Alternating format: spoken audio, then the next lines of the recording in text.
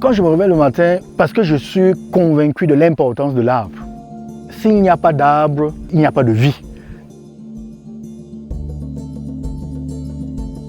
Je suis Baudelaire Kémajou, le directeur du Centre technique de la forêt communale du Cameroun. Je suis passionné, je veux dire, par ce travail. Pourquoi? Parce que c'est une approche à la fois qui concilie l'environnement et le développement. Until now, the Cameroon and the local communities have been living in extraction economy. So we cut the trees, we sell the natural resources. This is the first project of its kind where you can restore, you can build something new, where you can intertwine the socio-economic development with conservation.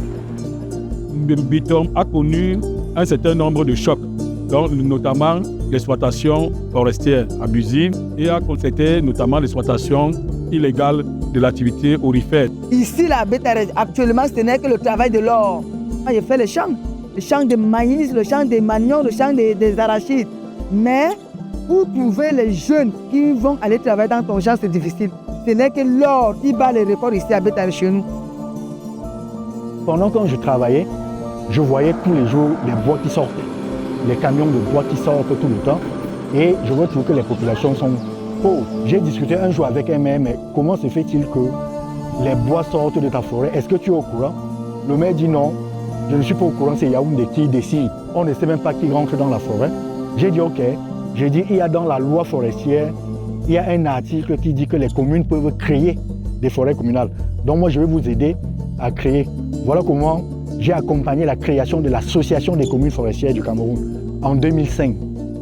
Alors là, on est dans une belle forêt. Pourquoi on est là aujourd'hui?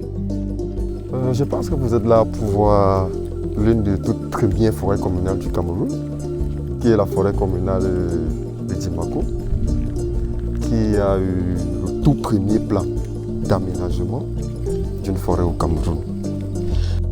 À cette forêt aujourd'hui, la commune parvient à prendre en charge tous les villages, bénéficient effectivement des 30% issus de l'exploitation de la forêt communale de Dimako.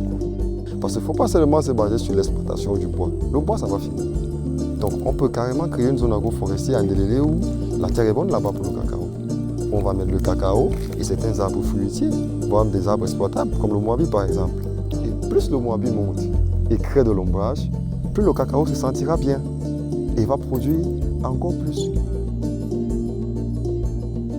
We started our relationship with Iroko Analytics and CTFC in late 2023.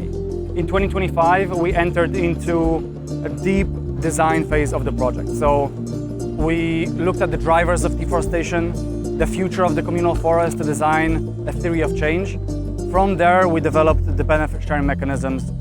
And signing these land agreements is such a huge milestone for the project. I think this lays the foundation for the next phase of development, which is really finalizing the commercial terms of the deal and laying the foundation for the implementation of the project starting this year.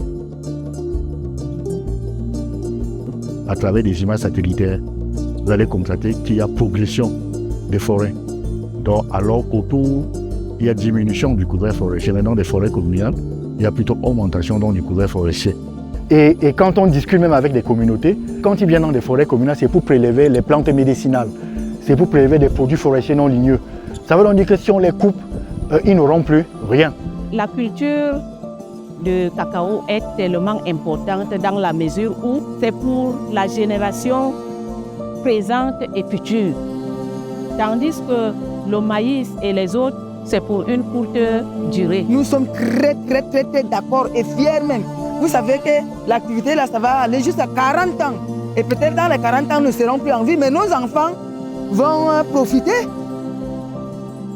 Le Cameroun, c'est le pays qui a les lois forestières les plus inclusives. C'est-à-dire qui tiennent compte des communautés ou bien des collectivités locales en termes de gestion décentralisée des ressources naturelles. C'est pour cette raison que la plupart des acteurs dans le bassin du Congo considèrent le Cameroun comme un pays modèle, que ce soit en termes de loi, mais aussi en termes de gestion des ressources naturelles. C'est pilote et puis c'est innovant. Si cela réussit, ça permettra de le développer et puis de l'étendre sur d'autres communes, mais également de conserver pendant longtemps les écosystèmes forestiers à l'abri de la déforestation et puis de la dérégulation.